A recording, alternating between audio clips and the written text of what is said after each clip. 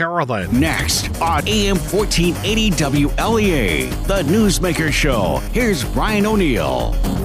Well, as always, on a Tuesday, our guest is Dr. Gary Ostrower. We were just talking off the air about how the Brazilian president posted a meme on digital media, social media, that made a joke about how the Brazilian president's wife was better looking than the French president's wife, and that got Macron in defense mode. He made some criticisms of the Brazilian president because of the meme, and now the Brazil is refusing $20 million from France to help out with the rainforest situation. What do you make of that, Dr. Ostrower? Well, I think it's self-defeating.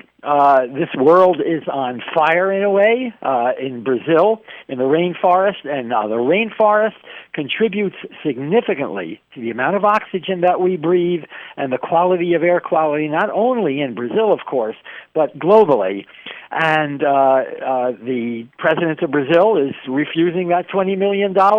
It tells you something, I think, about the president of Brazil. It also tells you that the Brazilian people don't deserve the government that they, in fact, elected. And, you know, you're raising the issue in the sense of the climate here. I want to say something, if I may, about what happened in Paris, or at least in France, Paris, during the G7 meetings that probably most of our listeners have been, at least a little bit attuned to. They had a meeting on the climate. There was only one of the 7 leaders who did not show up at that meeting, so there was an empty chair. And of course, you probably understand that leader was Donald Trump. I find this to be astounding. And over the past 2 weeks, there have been a number of issues that, from my perspective, indicate just how unstable this fellow is. And let me, outline a few of those. He said that we're going to increase tariffs against China. Then he backs away from increasing tariffs against China. Then he declares China to be an enemy. He says he criticizes, he attacks his own appointee to head up the Federal Reserve System, Jay Powell. And then, of course, this issue with Greenland. I want to come back to that in a moment. And then yesterday, he spent more time at Paris, that is to say in France, attacking President Obama than he spent talking about the international economy. He then goes on to say that his wife, Melania, has a really great relationship with Kim Jong-un of North Korea. Only, of course, we then discover that his wife has never met Kim Jong-un. And then, Trump tries to kind of finesse that one by saying, well, she knows about him. But, of course, it really deals with, and it kind of goes to the terms of Mr. Trump's dishonesty. He then talks about nuking hurricanes. Dropping nuclear bombs is a way of preventing hurricanes from hitting the United States. Now, this is not bad science. This is abysmal science. And, should he make these comments publicly? Well, I suppose for his supporters, he can make any comments that he wants. He talks about himself as the chosen one. He talks about Jews being disloyal if they don't vote for Republicans, meaning, in other words, Donald Trump himself. Then there are issues with his tax returns, and not only with the tax returns, but the way in which he's using the presidency for his own economic benefit. He suggested, for instance, that the next G7 meeting be held at the Doral Country Club in Florida that he owns. He himself has profited from from his own visits at public expense, the taxpayer expense. I just find it to be almost bewildering to see the degree to which he has debased the the office of the presidency, and we're far, far from the end of this kind of thing. And I know you watch Fox News, and they're telling you what a wonderful place Doral is, and needless to say, they kind of dismiss the issue of his comments about Melania and Kim Jong-un. But boy, I think that we are in trouble, and I think that we are in trouble internationally, and I think that too refers to a certain extent at least, the degree to which he's undermining the international order, undermining NATO and undermining the international order, both politically and economically. Now, what did you think of the way that Macron talked to President Trump? Not so much during their luncheon, which was, pretty much private. So I don't know how much we know about that. I don't think a lot. But more at the meetings. No, I'm sorry. I'm not quite sure what you're asking. Well, it seemed that Macron was, I don't know, depending on how you look at it, exasperated with Trump or talking down to Trump. From what I saw, and again, our information is imperfect, as you just said, Macron, on one level, does not want to break diplomatic relations with the United States. He's trying to, certainly be courteous to Trump. I think that some people may have seen on TV what looked to be a rather warm greeting for the President of the United States by the President of, or by the French President, by Macron. But by the same token, the issues that divide these guys are very, very serious, and they include Iran, they include tariffs, they include the stability, if you will, of the international economic order, because Trump's tariffs certainly threaten to undermine that kind of stability. Germany right now is heading toward a recession. It probably will slide into recession. If Germany becomes, gets into a recession, it's a good chance that the French will as well.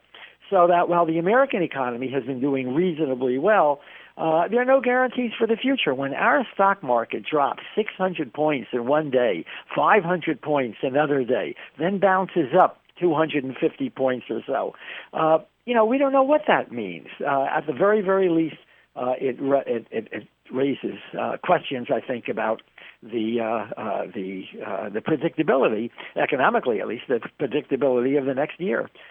One more thing I want to say about that, because I think you're raising a point that really is important, and that is that Trump is going to head for an election next year.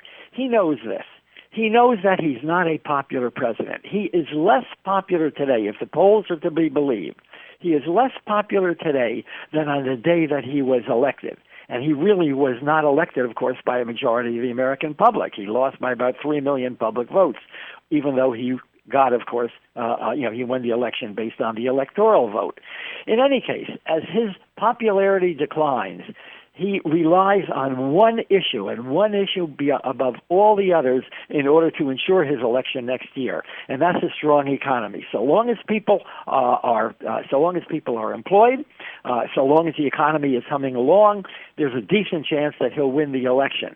But if the economy does go into recession, if the economy does significantly weaken, if unemployment increases, I think you're going to see a lot of Republicans defecting from Trump. They may not vote for a Democrat, but they may not vote at all. And we see a little hint of this with this fellow, former congressman from North Carolina, I believe it is. His name is Walsh, who has now declared that he is going to run for the president. He's a Tea Party Republican. He's a very, very conservative Republican.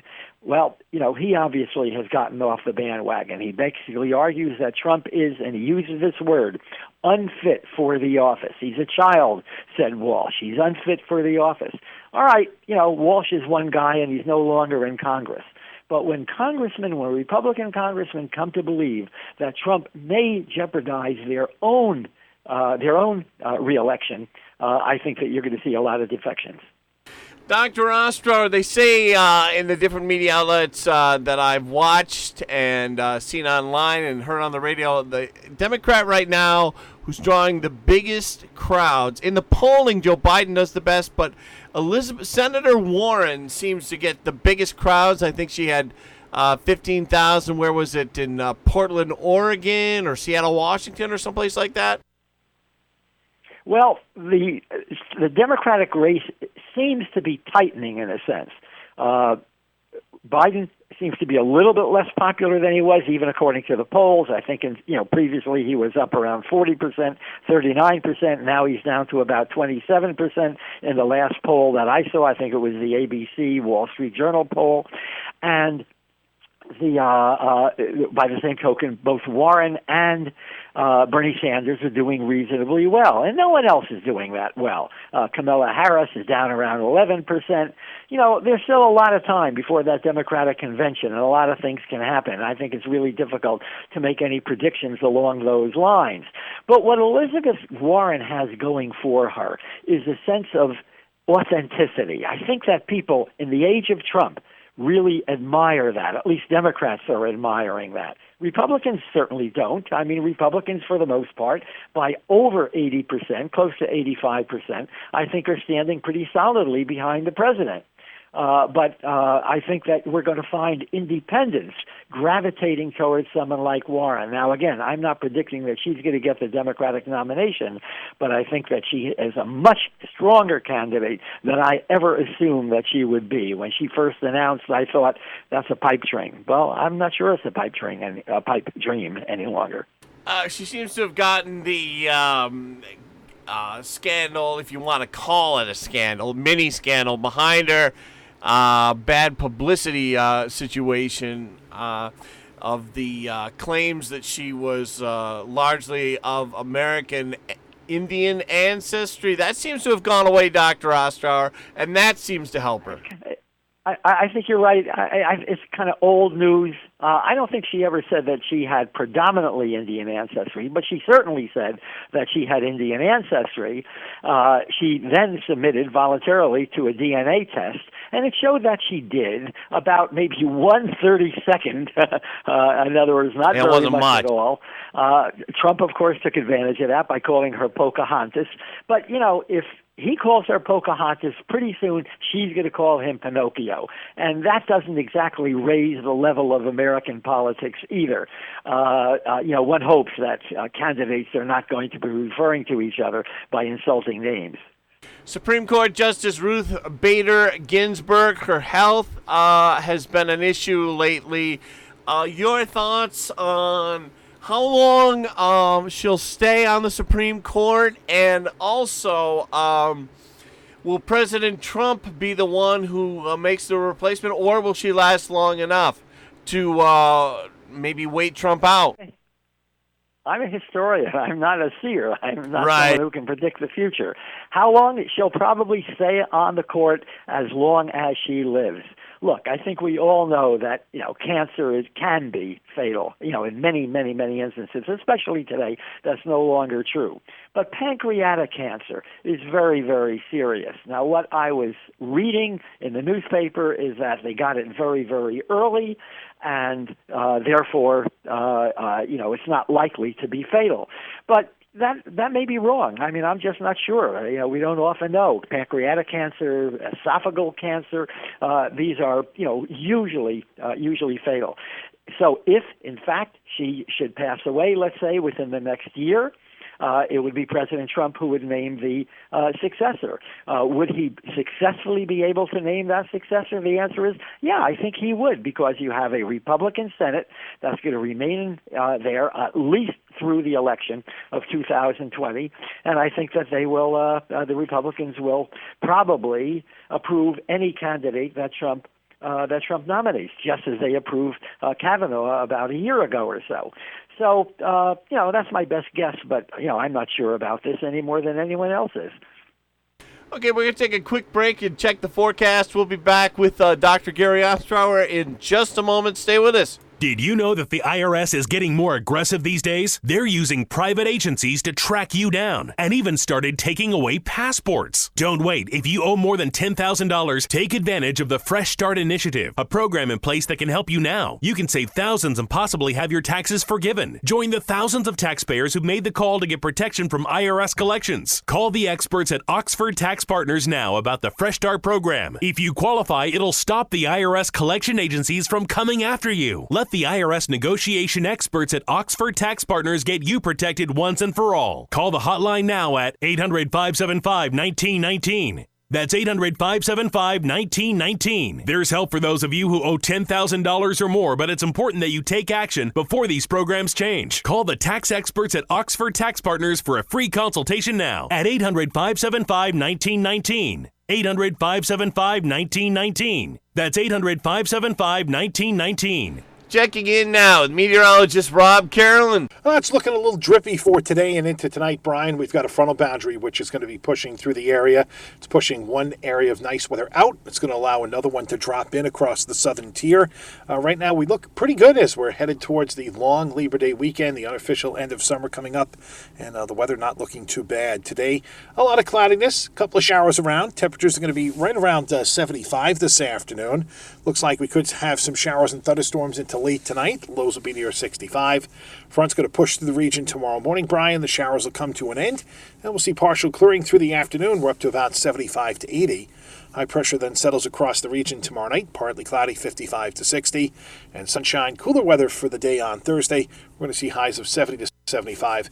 May have another cold front cross the area Friday with some showers in the morning, and then we dry things out, cool it off a little bit more for Friday afternoon into Saturday. Brian, sunrise this morning was at 6:31. The sun will set tonight at 7:52. Back with Dr. Gary Ostrower. We talked a little bit during the break, Gary. There was one more thing you wanted to say about the G7? Yeah, I find it rather odd that Trump would spend as much time criticizing President Obama as he did talking about the economy. As a matter of fact, he spent more time criticizing Obama, particularly over issues related to Syria and to Iran, than he did talking about the economy. And what I find odd is that I can think of no other instance in American history where an American president who is traveling abroad has criticized his predecessor, has criticized another candidate for president. It's weird, and I think it says something about perhaps Trump's his personality, his narcissism, his concern about the election in 2020. But I think that here again we're going to have to come to terms with a man who, in many ways, is unconventional, but not necessarily unconventional in a positive way. Brian, you mentioned this day in history. I want to, if I may, just talk about yesterday in respect to this day in history, because yesterday was the 400th anniversary of the arrival of the first Africans into that time the colonies, into Virginia in 1619, and then fairly soon thereafter into a number of other colonies, including, I might add, some of the northern colonies like Massachusetts. So we can say that American slavery dates back to that period. 2 points I want to make. Number one, American slavery in some ways dates even earlier than that, because the Spanish had imported slaves into Florida back during the 16th century, back during the 1500s. So you really have a long, long history of this.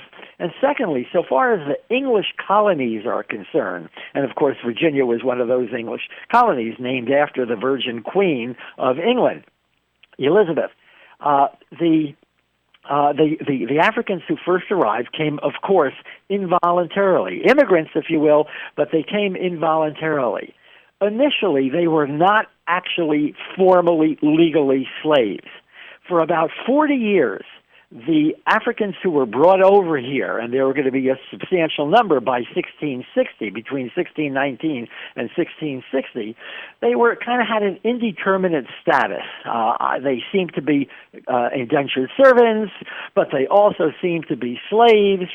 And one of the things that we notice, for instance, is that, let's say, when 3 servants would leave a plantation, 2 of them, let's say, white, and 1 of them African, the judges, when they were apprehended, when they were finally caught, judges would traditionally extend their term of service. In the case of the whites, the term of service was usually extended for maybe 5 years or 10 years, a substantial punishment because life expectancy back in that period was not very long. But for the African, that term of service was often extended to life. In other words, there was unequal treatment of those who had violated their contract, their indentured servant contract. It's not going to be until 1661 in Virginia and then the following year in Maryland that the actual formal status of slavery comes into existence. And when I talk about the actual formal status of slavery, I'm referring to two things. Number one, I'm referring to the fact that the slave is going to be a slave for life. That person is going to be a slave for life. And secondly, that his or her children will also be slaves. That is not clear until, as I say, about 1660. So you have this very, wishy-washy kind of situation for 40 years, and then by 1660, we have the real thing. Dr. Ostrower, the groups that own slaves, can you tell us who they were? And also, when the different groups came to America, and I'm talking about European countries, when they immigrated, did all of the countries that people immigrated from Europe have slavery at the time? Is that why it was an accepted practice in America? Well, the Europeans who arrived here, and of course we're talking about the immigrants in general. I mean, there are Native Americans, there are Africans, but then most of the other people who arrived here from Europe were, of course, from a number of different countries, but the vast majority of them came from England. There was no slavery in England. However, there was plenty of slavery in the empire. Certainly in the Caribbean islands, such as Barbados and Jamaica and so forth. So, slavery by the 1600s was well established, and it was accepted in law. It was accepted religiously. The Pope even blessed some of the first slaves that did arrive in Europe, and that goes back to the 15th century when the Portuguese brought slaves from Africa to Europe. So it's a kind of mixed thing. When you talk about the groups, let me, if I may, just turn that a little bit and talk about the individuals. As I say, most of them of English background. Benjamin Franklin owned a slave for a while, and yet by the end of his life, certainly by the time that he was at the Constitutional Convention in 1787, he was a very, very fierce opponent of slavery. There was slavery, as I say, in Massachusetts. The Puritans came over here for religious freedom, but some of them owned slaves. Not very many, but, nevertheless, they were there. In the North, in New England, about 3%, and this is by the time of the American Revolution. In New England, about 3% of the population was African, slave. In the middle states, New York, Maryland, New Jersey, Pennsylvania, it was about 10%. And in the South, it was about 25%. But, even there are important variations, not the least of which is that in South Carolina at the time of the American Revolution, about 60%, more than half, about 60% of the population was African. And that's one of the reasons why I think the South Carolina and those other southern states are going to be so fiercely defending the institution of slavery, even when the Constitution was drafted in 1787. Dr. Ostrower, just about out of time. Want to thank you. We are out of time, I should say. Want to thank you so much for joining us as you do every week. Well, thank you very much, and you enjoy the day.